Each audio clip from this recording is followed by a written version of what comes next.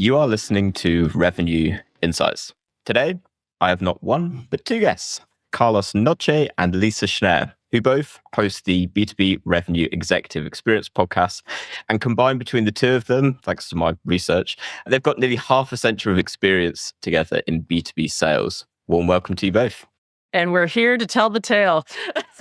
Thanks, Lee. What can you learn from 50 years worth of B2B sales? Well, if you could summarize that down, perhaps between the two of you, in terms of your stories and kind of how you got to where you are today.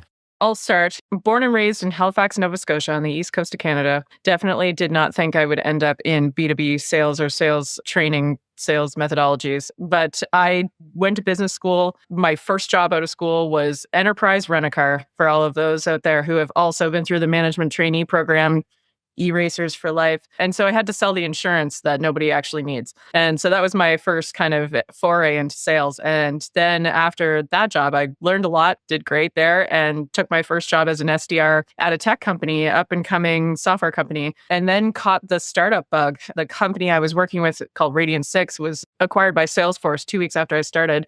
And so went through that roller coaster ride, which was really fun. And yeah, definitely just decided, okay, the startup life is for me. So I joined a number of startups and built their SDR teams from the ground up.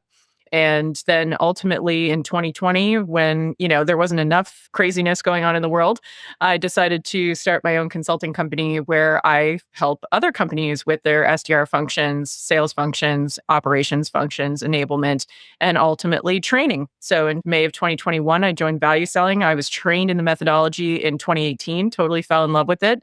And when I had the opportunity to join the ValueSelling team, I leapt at it. So that leads us right up to today, pretty much. It's been a great 3.5 years and really excited to be here. Beautiful. And Carlos?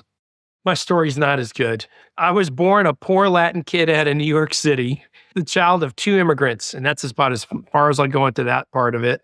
I started out my career, and for those who'll be surprised to know, actually in accounting. And I quickly learned that, creativity in accounting equals fraud. So I got into accounting software, and I spent almost 20 years in the technology space where I eventually became the worldwide VP of sales and service. And I've had different roles along the way. I did pre-sales when I started out and shifted over. And it gave me great experience and exposure selling technology at all sorts of industries. And about 15 years ago, I was going to take a break and I decided to join these Chamoks selling this value selling framework. And honestly, I was just going to do it for a year and then go back to being a VP or something else somewhere else. And I found out, A, it's a lot more rewarding than I ever expected. And two, it's a lot harder than I ever expected. And owning my own business and, working with different companies, me and Lisa, I think, love the fact that we get to work with different organizations, try to help them scale, advance, and make positive changes and impact individuals, and then, move on to the next one. And it keeps me on my toes. I think it keeps me young. What I love from both of you is the really the breadth of experience that you have, particularly with, I'm sure, the kind of clients that you're working with now. And so I want to, as we start to get into things, probably from a fairly high level. And I'm interested to know, because I know that you work with B2B sales teams across different industries and verticals and so on. What would you say what the state of B2B sales is currently? So it depends on the industry. I've got some industries that I'm working with that are flourishing during this time, but well-funded, well in their growth strategy, and it's just go, go, go. And some of their challenges are actually more around scaling, hiring, and finding the right people and being able to enter new markets. So there is still some of that. I know most listeners here might be surprised to hear that. There is still some of that. I personally would say, though, that of course we're still in that state of uncertainty in a lot of industries where we just don't quite know what the economy is going to do. There's still some companies that are going through their, I'll call it right sizing, but there are layoffs and things like that, which is unfortunate, but the job market is still pretty strong as well. So I think B2B sales right now is evolving. There's a thirst for human connection. At the same time, there's also an interest in being able to do your own research and understand for yourself as a buyer what you can find out without having to talk to a salesperson. So I think that that's created a little bit of an interesting flux where, of course, we've got a lot of things changing with the rise of machine learning and AI and what that's going to help us do, how it's going to help us be more productive in sales. And then on the flip side, also that, like I say, there's the craving for human interaction and human empathy and authenticity. The one thing to think about economic times now is cash is expensive. So the days of cash is cheap. So we're going to hire a bunch of people. We're going to get things growing because we can get well funded. Now you got organizations and you got VCs going, hey, you got to tighten your belt. There's no more new cash coming next month, next year. And you got to make do with what you got. And that's why I think you see some layoffs in some organizations staying steady, and other organizations growing and taking advantage of the talent pool that's out there. What I would say to folks that are in this industry is, in some ways, we're flashing ahead with AI and other technologies.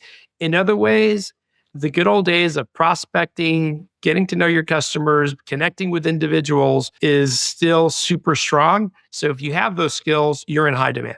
Both beautiful summaries. And I also feel like there's a lot that we could dig into. So I'm going to pick the little snippet there that really stood out to me, Lisa. You mentioned the thirst for human connection, which I think probably resonated with me, certainly from my experience as well, and from what I'm seeing from the market. And that's very much in a SaaS side at the minute. And interested to get kind of your perspective then, and perhaps elaborate on what you mean by kind of that thirst for human connection. Is that coming from the buyer? And what are you seeing in your experience with relation to that?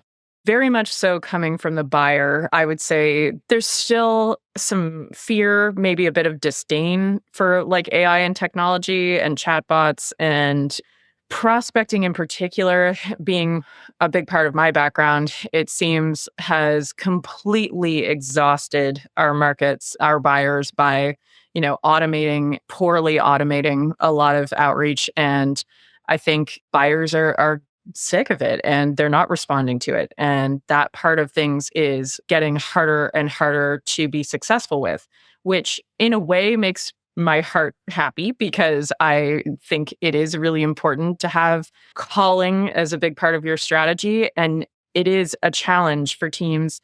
And I won't actually, listeners, I'm not going to throw a generation under the bus.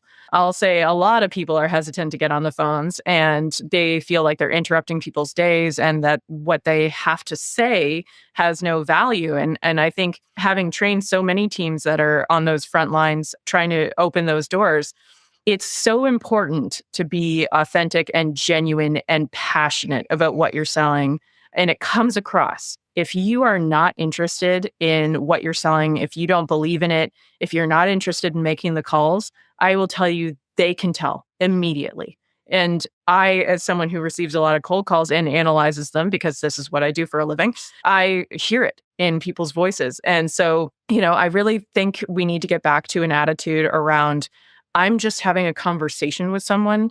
And if I learn something new, I'm winning. It doesn't mean I have to book the meeting. I don't have to book the demo. If I learn a new piece of information, I'm winning. And if you take the pressure off of that and just have a conversation with another interesting human, you're going to be so shocked at how quickly your anxiety goes down, your authenticity shines through, and people respond to that. I just did a training a few weeks ago, actually, in Texas with a company that sells into the construction industry. And you think about calling blue collar workers, like these people are very relationship oriented and they are often very referral oriented. And so if you're not authentic in that call, they're not interested. They think you're slimy. They think you're scamming them. They think the good old snake oil salesman reputation shines through.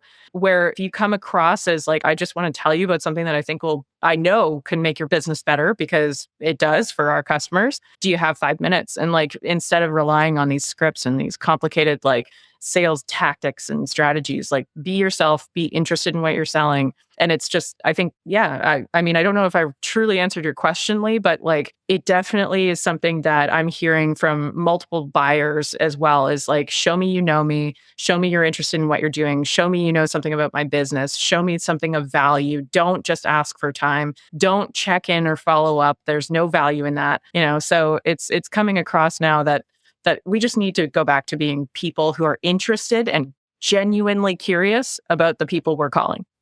this has come up a few times with a lot of folks that I've spoken to, and in a way, as someone coming from a younger generation, let's say, it's actually refreshing for me to hear it as well, moving away from just the high activity, cash is cheap, let's just churn through it as quick as we can. It's refreshing to go back to the point of, you want people to be passionate about it. And Carlos, I'm interested to get your perspective on this, because when we talk about it, it's like, oh, well, it just makes sense, get reps excited about what they are selling and curious about the people that they are speaking to.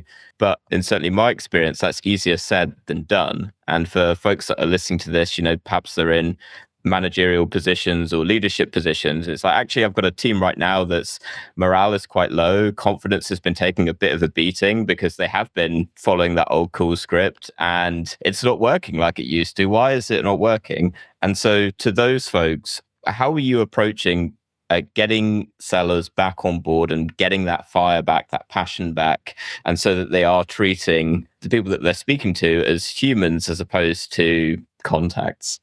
First off, I think it starts with mindset, right? So we talk a lot about your mindset going into your prospecting. So before we talk about who we're selling to and understanding them, hey, are you in the right mindset?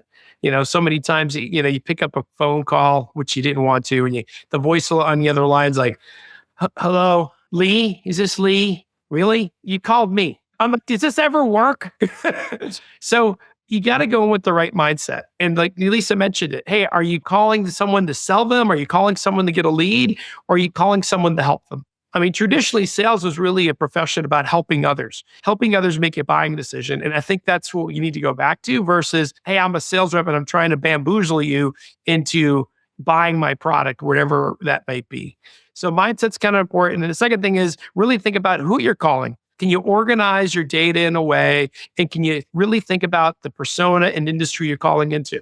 And, do you understand what they're going through? If you're trying to help them, do you understand what their problems might be that you're trying to help them with? So now, whether it's your emails or your phone calls or your social outreach is around helping that persona with those types of problems in the industry that we're having today, you might get a much better connection rate than just trying to bamboozle them with your message, right? And get in the right mindset, do your research. And the last part I'll throw into the mix to try to think about your intent to call them to be about providing something of value, not about you getting something.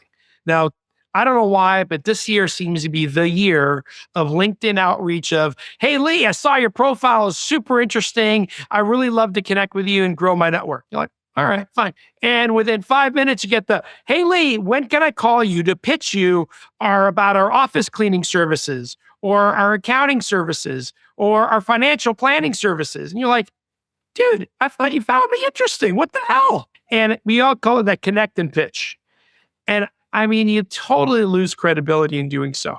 And it's made connecting with folks over in LinkedIn even more cautious now. Like, oh, someone's just trying to sell me something. I know it's just a pitch coming out. They're not trying to build their network and learn from others. They're trying to just pitch me something. And this is just another way to do it. Because, I never respond to their emails, of course, and I never answer their phone calls. So just trying to give you a couple of different ideas to try to change the mindset. Think about, who you're really calling and really trying to provide something of value in calling them. Completely agree. And so I'm interested to pull from, and I know you both leveraged the value selling framework, which is, if I understand it correctly, talking along very similar lines to what we're talking about here. So what I'm interested to kind of dig into then is, because all that we're talking about is really starting to boil down to messaging that's really effective and messaging that actually puts the customer or the prospect like front of mind and really trying to understand the challenges that they've got and how you can potentially help them, which on a very simple level is like, okay, I get it. But how do you start to build that at scale? How do you start to create something that around that very simple point starts to make it more consistent? The beauty of the value selling framework is that it is simple. It fits on one page. It's very customer oriented. We are taking people back to the basics of really good selling, which is actually not pitching our product, our features, our functionality. It's understanding our prospects and understanding their businesses and how they work. And by using compelling questions, So instead of, okay, I'm going to come in and talk to you about the weather and then ask you about your family and then be like, okay, I'll pitch you on all of our features and functionality and everything I can do for you. How about I understand what your goals are? And if I can connect to those goals and helping you to achieve them faster, better, smarter, then I'm going to be much more valuable to you than some problem that just needs fixing and it might go years without being fixed. So when I was first trained in value selling, it was transformational for the business I was in because we were very much a nice to have. We had a cool, sexy product. Everybody liked seeing the demo, and we leaned on that. And we ended up with, I had a fantastically successful SDR team because everybody wanted to see the demo, so they could book meetings like nobody's business. But then when it came to converting those into sales, it was like, well, we can't justify the spend. We can't justify this. It's cool, but like we can't justify it. So when we went through value selling, we realized we were not asking the right questions. We were not asking enough questions. And we were very much getting the happy ears syndrome that salespeople get in their sales cycles, where it's like, oh, everybody thinks it's cool. That means they want to buy. No. So what's really cool about the framework is that, it's called value selling, but it's actually a cross-functional conversation framework. It's a way for you to ask questions to uncover another person's true motivation.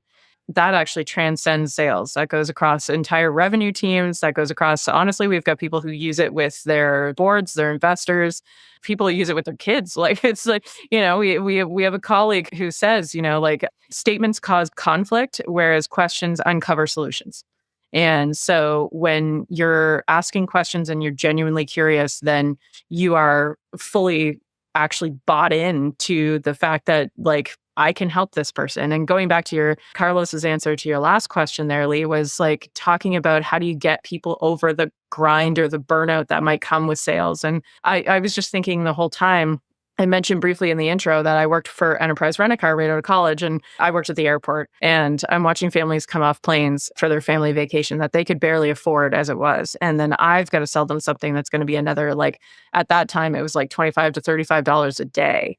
And so that's a significant amount when people are really strapped for cash. And all of my colleagues fell back on the fear sale. Like, oh, but if something happens and you have to put it through your insurance, how long is it going to take you to get paid for that? And you're going to have to pay us up front and blah, blah, blah. So they were totally fear selling. I actually looked at it another way. I looked at it as you're putting your signature on a legal document. If I don't explain this document to you and God forbid something happens, then I didn't do my job.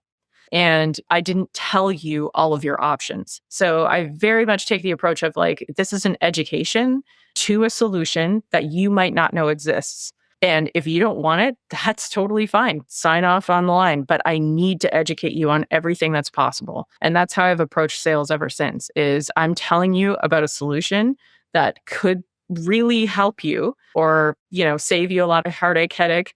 And if you're not interested, that's fine. We'll part ways, friends, agree to disagree. And if it's something that resonates with you and is going to help you hit your goals, then great. Let's talk about how we can work together. So Carlos, jump in here, because like the value selling framework is honestly based on 5 elements. It's understanding business objectives, business issues, problems, solutions, value, power, and plan.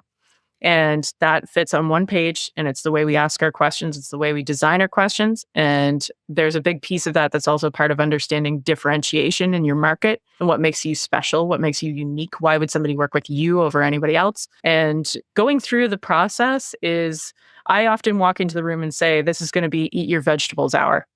Like, we're not talking about anything revolutionary. We're talking about going back to the proper diet and exercise you need to follow in order to be healthy. And so that's a lot of the fundamentals of it. Not a convoluted answer in any way. Absolutely loved the perspective on it. And actually, there were a few things coming up to me, like as you were talking through it. But what actually I'm really quite curious to understand a bit more, and maybe Carlos, I'll throw this one to you, is through all of that and the way you explained it, Lisa, it's all about asking the right questions to get the right answers out. And what I like about that is because that's given you a rich amount of information from which to work from, right? Then the question is, now what do I do with that information when I've got it? So, I've spoken to lots of folks that various different methodologies, from your med picks to your challenger sales of the world. And pick your poison, I think, at this point, but they all come back to the same point of it's all well and good getting that information. And I look at it from a data perspective where it's like, okay, we've done our qualification now and we've got this information. Now, what do I do with it? So I'm interested in the value selling world and from the value selling perspective, how you then go about leveraging that information. And to your point, Lisa, just before we get into that, I know you mentioned you can use it even with your kids. So maybe if I narrow it down to, if we focus on sales for this part of it, but feel free to expand. So Lee, you hit the nail on the head, all these different methodologies, and I've been through 11 different training programs throughout my career. I mean, they all talk about what information you need to get. And unfortunately, then our questions turn into ways of getting the information we want versus really uncovering the facts, the real data behind it. Not every customer is the right customer for you. Not every customer is at the right time and in the right situation to fit your needs. So once you get beyond, we create a great mousetrap and it's really sexy and cool, and those early adopters are done, and you really got to get back to really selling a product is really the pivot point where we usually come in. And then we get back to, okay, first of all, whatever the framework is it internally facing, like this is what you need to do to sell them? Or is it externally facing, hey, this is what you need to really identify the right buyer in the right situation to convince them to make a buying decision? I kind of wish we got rid of the word selling in our thing because nobody likes to be sold. The reality is everybody loves to buy. So how do we help people buy the right products? And our questions should be around helping them through that process, into the cycle or out. So when we think of it that way, I think it's a small little pivot point on how you use the process. So your next question is, okay, well then, what do we do with the information? Well, first off, if you really thought about it, hey, everything I'm asking them and everything I'm capturing should be information I'm providing back to them. Gartner says there's 6 to 10 people involved in any enterprise deal, where it's like 7.2. Haven't found the 0.2, but it's a lot of freaking people. And the reality is you don't even get to talk to all of them. You want to, but you don't. So you got to rely on others to champion your cause internally and say, hey, here's why we should do it. Here's why we should do it now. Here's why we should do it with these folks, right? So when you think about capturing this information, we call it a mutual success plan. Can we feed it back to them in a way to document, hey, Lee, here's why you're looking around. Here's why you're trying to do it now. Here's why you're trying to do it with us. Plus, here's how you need to justify it. Here are all the people that need to get involved. And here are the steps to not only make a decision, but actually implement, go live, and get the outcomes, the value, if you will, that you're actually seeking for within this time frame. So if you really ask questions to help the customer make a buying decision and document it that way, it would be the same data you would need internally. Because internally, you mentioned the word scale. Selling is a team sport, right? We're not showing up at your door with a little suitcase or a vacuum to sell you. We got a whole organization we're trying to get behind us, from marketing to sales to pre-sales to services to customer success. Now, think about it. If we really capture the data for the buyer, we could turn it around. Marketing, would you love to know why this customer bought from us originally? Why they selected us and the outcomes they were seeking? Hey, services. Hey, here's the timing of when they want these outcomes to occur, not just go live, right? They don't pour champagne over their heads when they sign the big contract. They also don't normally pour champagne over their heads just for going live. They got to be using the technology or services that you really rolled out. So what's the timing for all that? Because you talk to organizations big and small, is the people, the committee that makes the buying decision is not always the people or the committee that roll it out and get it going. So how do you help with that transition? It's the same data at the end of the day. So Lee, you asked, what do you do with this? You do a lot with it. First of all, you help the buyer make a buying decision. You keep them on track. And secondly, you share it across your entire organization so that we're all on the same page, all with a guided missile, not just to get revenue, but to get the outcomes the customer wants. That's how you get that renewal to happen and the expansion at the end of the day. I've got a very pointed question, but I'm really interested to hear your response. How do you then measure the impact of the framework once you've gone into a client, you've implemented it? How exactly would you go about measuring it and understanding the impact that it's had on the organization? So we do something crazy. We actually use our framework to sell our framework. I know, it's nutty. But I can't tell you how many times you go, Carlos, we selected you guys because you're one of the few people that actually use your actual framework to sell it. So one of the things we try to do early on is that I even document for them, hey, we want to identify how are you going to measure success? What are the outcomes that you're seeking to achieve as an organization? And I want to document it. And they might be business outcomes for the organizations, grow revenue, improve margins, improve the number of products that we attach to that initial sale, whatever those are. But they also might be personal outcomes. Hey, Carlos, I really want this to be a huge success story for me. I want this to help me pivot my career to the next job, whether it be internally, externally.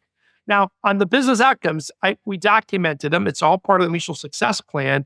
And now we can use that to track our success at the end of the day. Beautiful. That was simple. I want to move us into a slightly different gear in terms of something that I think, Lisa, you've mentioned it a couple of times already today, but what I've kind of noted down as we've been talking when we talk about like value selling is this idea of being simple and easy to use and also kind of, for want of a better word, going back to basics in a way of treating selling as like a human to human experience. And of course, we've also got this looming technological kind of revolution. Is that a bit strong? Coming in with AI and to your point, it's actually pushed buyers to being even more fatigued with AI generated outreach and automations and so on. But going into the future, do you see AI as playing a key role in kind of the seller's tool set? And I'm interested to know your perspective of why or why not.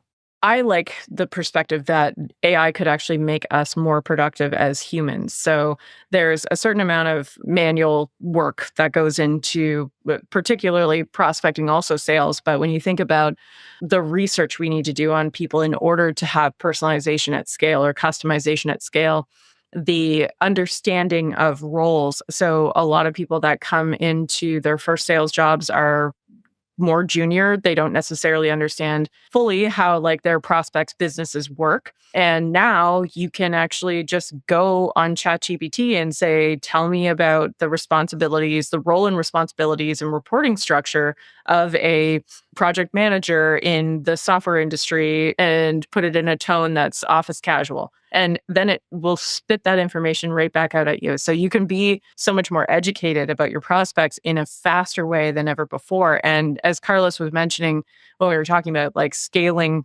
prospecting across like role and industry, understanding our buyers and understanding their language, I think there's an opportunity here for us to do that. And then there is a certain amount of automation that's going to help us with our sales process. There's going to also be like a certain amount that buyers want, like we've been talking about this most of the podcast for like the opposite side of things, like that they want the human connection. There's still a very large amount of buyers who would prefer to do their own research, that would prefer to get to the point of, I feel like I fully understand my options before I engage with a human who's going to quote unquote pitch me, so there's going to be a lot of information available to our buyers. And I think that AI is going to help us in a lot of ways. It's going to make us more productive. It's going to take away some of the manual tasks. It's going to, or like automate some of the manual tasks, but it's also going to help us to fully understand the problems that are facing, certain industries, certain executives in certain roles at certain industries faster. I will just say that I do think there's, and AI can help with this too, apparently. There's a big part of this that falls on personal branding, because one of our 6 fundamental principles of value selling is that people buy from people. They don't buy from companies, they buy from people. So if you can beef up your LinkedIn profile, really have a voice, be credible in your industry, build that credibility through your personal branding so that when that buyer is doing their own research, what's there for them to find? Like I say this to SDR teams all the time is, like, especially if they're not that active on LinkedIn, it's kind of like, well, if I'm interested, I'm going to Google you or I'm going to look up your profile on LinkedIn. What's there for me to find? What am I going to deduce about you from what I find? And so if I can have ChatGPT help me to build a better profile, to write something better, and it's not just ChatGPT, there's so many different options out there. We talk to SDRs a lot about the Hemingway app, which is something that helps you make things more succinct and brief and properly written. And so all of this combined kind of leads to the rise of, I guess, productivity, but also authenticity, being genuine, yet also being future focused. I guess I've been around enough to see different technologies come and go. For folks that think the end of the world is coming because AI is here, I don't think it's over just yet. I think our profession is still here. But like anything, I agree with Lisa. It's a great tools to have. And if you're not playing around with AI, I don't know why. Whatever your role is, you should be dabbling with it and kind of seeing how it works and educate yourself on it. Because I think it's a great tool to make you better at whatever you do. On top of that, when you think about the industry, hey, if it's going to make you better, I think the reality is human to human connection, which is something that Lisa brought up, is still critical. We had a CISO on our podcast and we talked about how do you get information? How do you look for new products? How do people prospect you? And he goes, honestly, I go to all these different trade shows and group settings to learn from others. If you really want to sell me at my level, be brave enough to be one of the speakers and talk about your hypothesis about what problem you're seeing out there and what way you think you could fix it, because that's how I absorb information. I'm not getting it from the cold call or the email that you're sending me, right? So if you think about it, we got to find a way to still connect individuals. And even in that setting, AI would be a great way to be better prepared for having that human to human connection, for getting better at it. Folks, sending a single sentence over text is not the way you're going to create human to human connection in the future. You're going to have to look somebody in the eye, which is hard, listen to their boring conversation, and find out some way of creating interest with them and making a human to human connection with them. I love that. And I will say, Lisa, that the mention of the Hemingway app was not what I was expecting out of this conversation. But I would second that. And also on that note, and I come at it from a marketer's perspective, but I feel like with GPT-3, when that came in, that was kind of like 5 years ago now, that was supposed to come in as like, well, this is the end for copywriters because AI is just going to replace you. And actually, a really good example that I could share that I feel like would be relevant for people is that how I use it now is actually I might write one line, and that could be, for me, like copywriting as you might for an email. And then I go, it's not quite right though. And I'll use ChatGPT and be like, this is my tone of voice. Can you give me a bunch of variations on that? And so it gives me ways of when I can't get through that initial block of writing it in the way that I really want to. It's a really nice way of getting ideas and suggestions. And I also love the idea of using it to support that research as well, to be able to go a bit deeper than, hey, I checked out your LinkedIn profile and I saw that you're responsible for this, and therefore you must be relevant to this thing that I'm trying to sell. And it's like, yeah, well, you and everyone else has made the same assumption rather than doing that little bit more to really dig a bit deeper. I think everyone's into building their own personal, well, I say everyone, a lot of people are into like building their own personal brand at the minute. You could stick a transcript through from a podcast, right, and summarize it. Guys, I have one final question for you both. Feel free to, whoever wants to jump in first, but I would love to hear from both of you on it. What is one book that you'd recommend to other revenue and sales leaders? I have a number that I like. It's not actually a sales book, though. Like I actually really enjoyed Atomic Habits by James Clear. And it's going to impact all aspects of your life because he does really break down the science behind how we create new habits, how we break old habits, and making it bite-sized so that it's not so overwhelming to change. And yeah, I think that's an important one. Julie Thomas just came out with a new book, The Power of Value Selling. It's the framework that we all sell and make a living off of. And I think she actually did a really good job in her latest book of kind of going through in relevant stories, the different aspects of selling. And I enjoyed it. But there's a lot of great books, as Lisa said, but you told me, Leah, I want to pick one. I'll give you one non like kind of self-promotional pick if you'd like, Carlos. It doesn't have to be a sales book. It could be a fictional book. There's one that I'm listening to now, but I'll pick one that I listened to before that I really liked, and that was Grit. And I think whether it's sales, marketing, whatever, it's not higher education. It's not where you went to school. It's not what sports you played. Are you gritty enough to fight through the hard stuff? Especially, I think, for the younger generation these days, and maybe because I'm sounding old-fashioned, grit is failing at something, waking up that next day and going, you know what? I'm going to find a different way to get over this because I know I can overcome this mountain ahead of me. And I really enjoyed that book. And you can't see it behind me. I even got a little poster on grit behind me. I'll make sure we put links to all of those into the show notes. All right, Lisa, Carlos, it's been an absolute pleasure having you on and picking your brains about all things selling and I think a lot of value selling today. For anyone at home that perhaps is interested to connect with you, ask any questions, maybe even listen to your podcast as well, because I know we talk about lots of similar things, where can they find you? Well, my preferred method is definitely LinkedIn. Please write me a note and say that you at least listen to this podcast or listen to one of our podcasts, because I'm a big believer in the note makes the connection. And our podcast that Carlos and I co-host, as Lee alluded to, is called the B2B Revenue Executive Experience. You can find it anywhere you listen to podcasts, YouTube, Spotify, iTunes, or you can go to our website at www.b2brevexec.com. For me, same thing, LinkedIn. And Lisa, I love your point about, if you are going to link into me, send me a little note of why you're linking into me. If you reference this podcast with Lee, that's awesome. At least it gives me a reason why to connect with you. I'll be sure to include links to all of that down below. So to everyone listening, you can find Lisa and Carlos and say hi from me. All right, guys. Thank you so much again. And to everyone that's listened this week, thank you so much. We'll catch you soon. Thanks, Lee. Really appreciate it. Thanks.